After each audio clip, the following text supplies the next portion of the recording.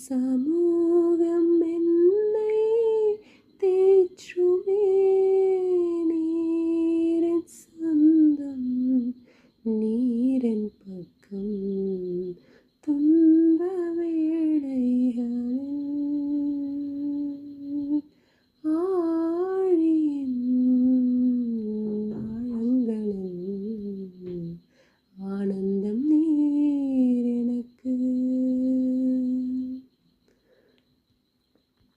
வறண்ட பாலைவன வாழ்க்கையில் தாகத்தால் என் நாவு வறண்டாலும் ஆகாரின் அழுகுரல் மாற்றினவர் என் தாகம் தீர்க்க வல்ல